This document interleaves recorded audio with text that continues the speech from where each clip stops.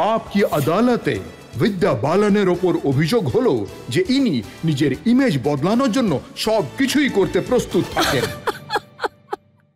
বিদ্যাজি, আমি দেখতে পাচ্ছি যে আপনি আদালতে আপনি যখন এলেন একটা বিশেষ ইমেজ, বিশেষ রূপ নিয়ে এখানে এসেছেন। হ্যাঁ, একদম। এটা কি সত্যি যে ছোটবেলায় আপনি আপনার ইমেজ নিয়ে কোনো তোয়াক্কা করতেন না, খুব গোলুমলু ছিলেন?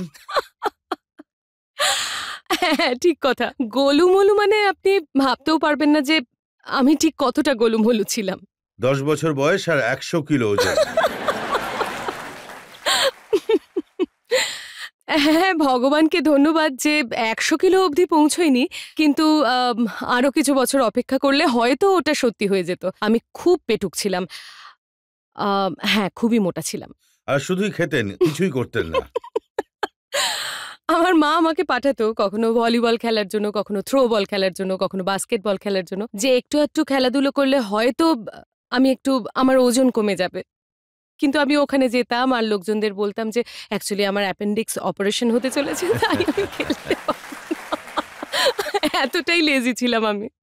কিন্তু অতটা মোটা হওয়া সত্ত্বেও আপনার মনে ইচ্ছেটা অবশ্যই ছিল যে আমাকে ফিল্ম স্টার হতে হবে। আপনি বিশ্বাস করবেন না, যখন আমি অতটাই মোটা ছিলাম আমার মনে হতো যে আমি মাধুরী দীক্ষিত। এটাই হতো। ছোটবেলায় অনেক রকমের কল্পনা করে নিতাম আমরা, তাই জন্য সেটাকে ছোটবেলা বলে। তাহলে কি করে আপনি সিনেমা জগতে পা রাখলেন? অনেক লম্বা সফর ছিল অ্যাকচুয়ালি, বিকজ কলেজে যখন আমি ছিলাম তখন আমি অনেক অ্যাড ফিল্মস করেছি। প্রায় 100টা অ্যাড ফিল্মস করেছি আমি। তারপর মিউজিক ভিডিওস করেছি। তারপর সাউথে অনেক অফার্স এসেছিল, কিছু হয়েছিল, কিছু হয়নি। ফাইনালি তারপর কিন্তু এই যে ঠিক হয়েছে। হয়নি কথাটা লুকিয়ে গেলেন, আমি আপনাকে বলি যে মনে করিয়ে দিই, সাউথে আপনাকে 10টা ফিল্মে সাইন করে সবকটা থেকে বার করে দেওয়া হয়েছিল। না, হ্যাঁ, একদম। এরকম বলতে পারেন, কারণ আমার প্রথম ছবি যেটা ছিল সেটা অনেক বড় একটা মালায়ালাম ছবি মোহনলালের সাথে। আর আমি খুব এক্সাইটেড ছিলাম। সিনেমাটার মাঝখানে মোহনলাল আর ডিরেক্টরের মধ্যে কিছু প্রবলেম হয়ে গিয়েছিল আর ছবিটা বন্ধ হয়ে গিয়েছিল। আর ওরা চেষ্টা করে যাচ্ছিল যে আবার করে যদি কোনো পিস সেটেলমেন্ট হয়ে যায় ওদের মধ্যে আর আবার ছবিটা শুরু হয়। কিন্তু ততক্ষণে তার মাঝে আ অনেকজন ডিরেক্টর আমাকে ওনাদের ছবিতে সাইন করিয়ে নিয়েছিলেন মালায়ালামে। তারপর যখন জানতে পারলেন যে এই সিনেমাটা আর হবে না, তখন ওদের মনে হলো ও তো তাহলে জিংস। ও হয়তো ওই কোনো যে বলে ভূতের না, ছায়া বিদ্যা বালানের ওপরে? মানে মঞ্জুলিকার রোলে তখন থেকে? না, I don't know what it was. ওদের মনে হয়েছিল যে আমি হয়তো জিংস। তাই কিছু না বলে সবগুলো প্রজেক্ট থেকে আমাকে বের করে দেওয়া হয়েছিল। আর I was left with nothing. এবার এটা একটা রহস্যের ব্যাপার যে সাউথ ইন্ডিয়ান ফিল্মের জন্য যে জিংস ছিল সে হিন্দিতে প্রথম ছবি করলো আর সেটা হিট হয়ে গেল। হ্যাঁ, আই থিংক সবই সময়ের খেলা। আ একটা সময় তো এরকম ছিল যে হিন্দি সিনেমায় সবাই বলতে শুরু করলো যে she is a lucky mascot. তাই আই জাস্ট থিংক সবই সময়ের খেলা। থ্যাংক গড ওটা চেঞ্জ হয়েছে। কিন্তু পরিণীতাতে আপনি যেটা করেছেন সেটায় আপনার একটা ইমেজ তৈরি হয়েছে হ্যাঁ। একজন বেঙ্গলি সাদাসিধে মেয়ের। আর আপনার কি মনে হয় যে ওই ইমেজটা এমন ভাবে সেটে গেছিল যে ওটাকে ঝেড়ে ফেলতে অসুবিধা হয়েছিল? I think I am really happy যে ফিল্মি ক্যারিয়ারের প্রথম দিকে আমি পরিণীতার মতন একটা সিনেমা পেয়েছি। আ প্রায় সময় এটাই হয় যে ৫-১০টা ছবি করার পর আপনি পরিণীতার মতন ছবি পান।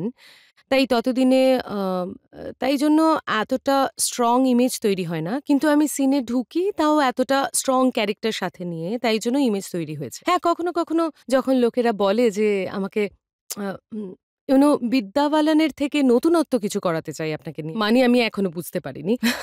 বিদ্যা বালানকে দিয়ে করাতে চাই, কিন্তু বিদ্যা বালানের থেকে নতুনত্ব, তাই কিন্তু I am quite happy because যে ধরনের রোলস আমি পেয়েছি ওগুলোতে সবসময় কিছু শেখা, আলাদা কিছু করার সুযোগ পেয়েছি। দেখুন, আমাকে এটাও কেউ একজন বলেছে যে আপনি অনেক চেষ্টা করেছেন এই নিজের রোলটা পাল্টানোর জন্য। আর একটা খবরের কাগজে লেখা হয়েছিল যে একটা পার্টিতে বিদ্যা বালান প্রচুর মদ খেয়ে ফেলেছিলেন আর চেয়ারের ওপর উঠে ডান্স করেছিলেন। আমি জানি না এগুলো কোথায় কোথায় কি সব দেখুন এখানে কিসব লেখা আছে গুজব। যে যদি কোনো নন ড্রাঙ্কার পার্টিতে গিয়ে ড্রিঙ্ক করে নেয় তাহলে আপনি নিজেই বুঝতে পারছেন ওনার অবস্থা কি হতে ও পারে। মাই গড। একটা পার্টিতে বিদ্যা বালানের সাথে এরকমই কিছু ঘটেছে, যেখানে বিদ্যা ড্রিঙ্ক করার পরে চেয়ারে উঠে ডান্স করেছিলেন। না, আমি চেয়ারের ওপর আমি আজ পর্যন্ত উঠে দাঁড়াইনি ডান্স করার জন্য, সিনেমাতেও না।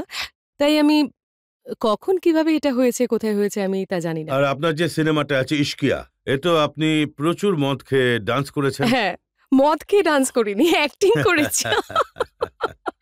হ্যাঁ, অ্যাক্টিং করেছি। যেমনটা আমি বললাম যে আমার ভয় ছিল যে আমি কিভাবে করব। কারণ আমি আ পুরোপুরিভাবে মাতাল হয়ে নাচ করা কিভাবে করতে হয় জানতাম না। কিন্তু আই থিংক হয়ে গিয়েছিল। মানে গানটা এত মজার ছিল যে ওটাতে I was high on the song, সেটা শুনে নাচ করলাম আমি।